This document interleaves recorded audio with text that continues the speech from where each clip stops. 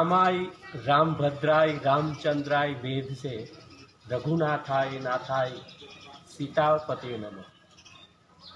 એ મૂળ સનાતની પરંપરાને જેમણે ઉજાગર કર્યું છે, જન જનમાં મૂળ સનાતન ધર્મ પંચદેવ ઉપાસનાને જેમણે જાગૃત રાખી છે, એ આપણા સ્થાનો એટલે આ રામજી મંદિર, જેને આપણે ચોરો પણ કહીએ છીએ, આ જગતને ક્યારેય પણ મૂળ સત્યથી ભટકવા નથી દીધું। ધર્મના નામે ક્યારેય પણ કોઈ પણ પ્રકારનો ધંધો કે વેપાર આ સ્થાનોએ નથી કર્યો।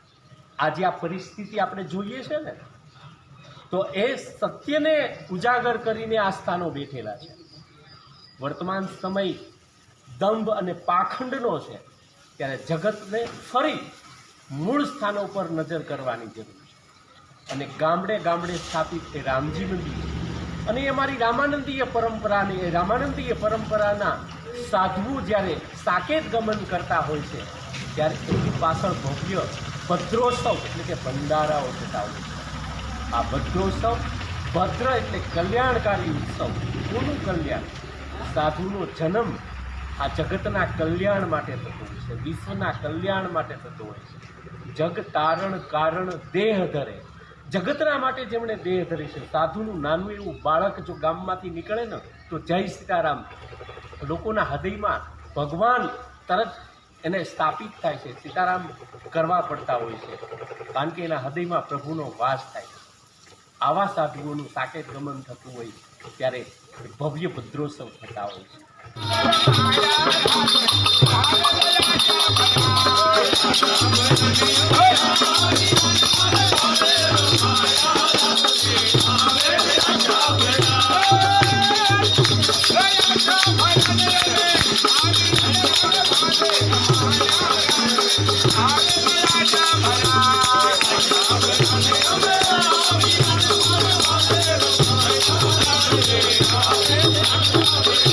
કારણ દેહ ધરે, આ જગતના કલ્યાણ માટે, વિશ્વના કલ્યાણ માટે શ્રી રામાનંદીય ગૃહસ્થ પરંપરાના સાધુઓએ ગામડે ગામડે રામજી મંદિરોના માધ્યમથી જગતને મૂળ સત્ય સમજાવ્યું છે, સત્ય સનાતન ધર્મને ઉજાગર કર્યું છે, મૂળ આરાધના ઉપાસના સાથે આ સમાજને જોડ્યો છે। મર્યાદા પુરુષોત્તમ ભગવાન શ્રી રામ, પૂર્ણ પુરુષોત્તમ ભગવાન શ્રી કૃષ્ણ, હર હર મહાદેવ, દુર્ગા ઉપાસનાની સાથે આ સમાજને જોડી રાખવાનો અદ્ભુત પ્રયાસ કર્યો છે। જગતને મંથન કરેલું સત્ય આપ્યું છે, આધ્યાત્મિક ઊંડાણ આપ્યું છે, એટલે જગત આ રામાનંદીય પરંપરાના સાધુઓને ગુરુ તરીકે સ્વીકારે છે। અને એ જ પરંપરામાંથી સાધુઓનું જ્યારે સાકેત ગમન થતું હોય છે, ત્યારે તેમની પાછળ ભવ્ય ભદ્રોત્સવ થતા હોય છે। ભદ્ર એટલે કલ્યાણ, અને આ કલ્યાણકારી ઉત્સવ એ ફક્ત ને ફક્ત રામાનંદીય પરંપરામાં જોવા મળે છે।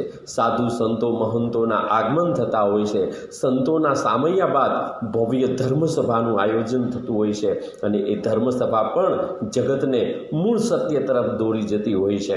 અને એ ધર્મસભાના માધ્યમથી લોકોને મૂળ તત્વ સુધી પહોંચાડવાનું તત્વજ્ઞાન પણ આપવામાં આવે છે। અને મૂળ સનાતની પરંપરા એટલે શું? રામજી મંદિર, શિવાલયો, આપણી દુર્ગા ઉપાસના, પંચદેવ ઉપાસના સાથે જોડી રાખવાના અદ્ભુત પ્રયાસ થાય છે।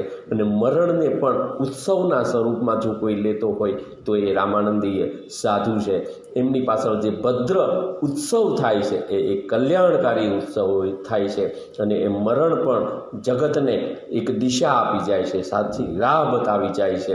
આ જગત મિથ્યા છે, મોહ માયામાં પડ્યા વગર પ્રભુનું ભજન, પ્રભુની ભક્તિ સાથે જોડવાનો પ્રયાસ આ ભદ્ર ઉત્સવ કરતો હોય છે।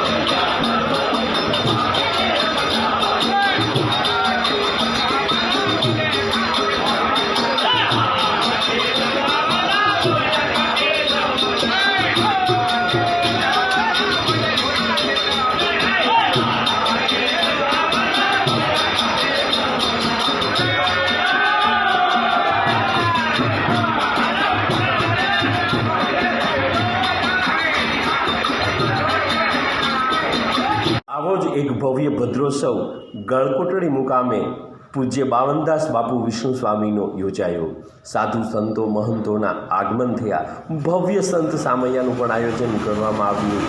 ભવ્ય ધર્મસભા અને રાત્રિના ભવ્ય સંતવાણીનું પણ આયોજન કરવામાં આવ્યું. ગુરુમુખ વાણી એ સંતવાણીમાં સાંભળવા મળતી હોય છે અને એ સંત સમાજ એ સાધુ સમાજ બહોળી સંખ્યામાં ગ્રામજનો પણ ઉપસ્થિત રહ્યા હતા.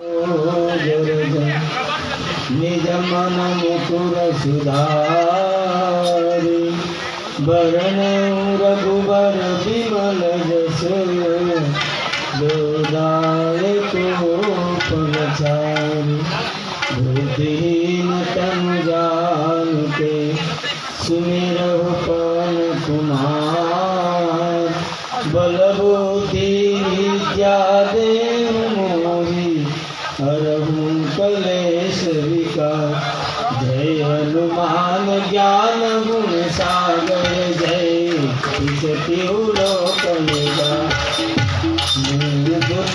તુલિત બલ ધામા મંજની પુત્ર પવન સુત નામા મહાવીર વિક્રમ બજરંગ સુમત નિવાર સુમત કે સંગ કંચન બરન વિરાજ સુબેશા કાનન कुंडल कुंचित के हाथ ब्रज और ध्वजा विराजे कांधे मूज जनेऊ साजे शंकर सुवन केसरी नंदन तेज प्रताप महाजगवंदन विद्यावान गुणी अति चातुर राम काज करिबे को आतुर प्रभु चरित्र सुनिबे को रसिया राम लखन सीता मन बसिया सूक्ष्म रूप धरि सियहि दिखावा विकट रूप धरि लंक जलावा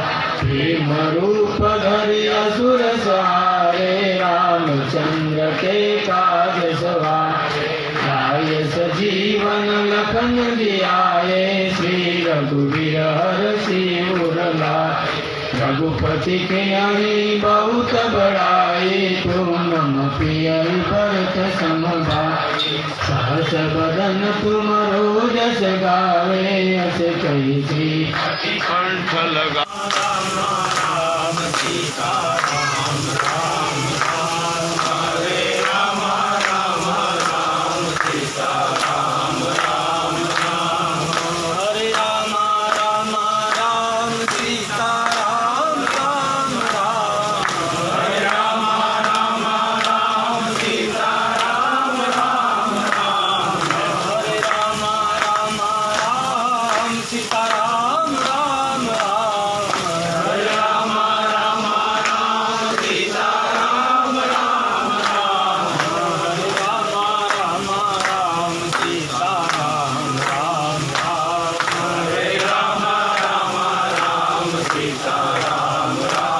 हरे राम राम राम सीताराम राम राम हरे राम राम राम सीताराम राम राम हरे राम राम राम सीताराम राम राम हरे राम राम राम सीताराम राम राम हरे राम राम राम सीताराम राम राम हरे राम राम राम सीताराम राम राम हरे राम राम राम सीताराम राम राम हरे राम राम राम सीताराम राम राम हरे राम राम राम सीताराम राम राम हरे राम राम राम सीताराम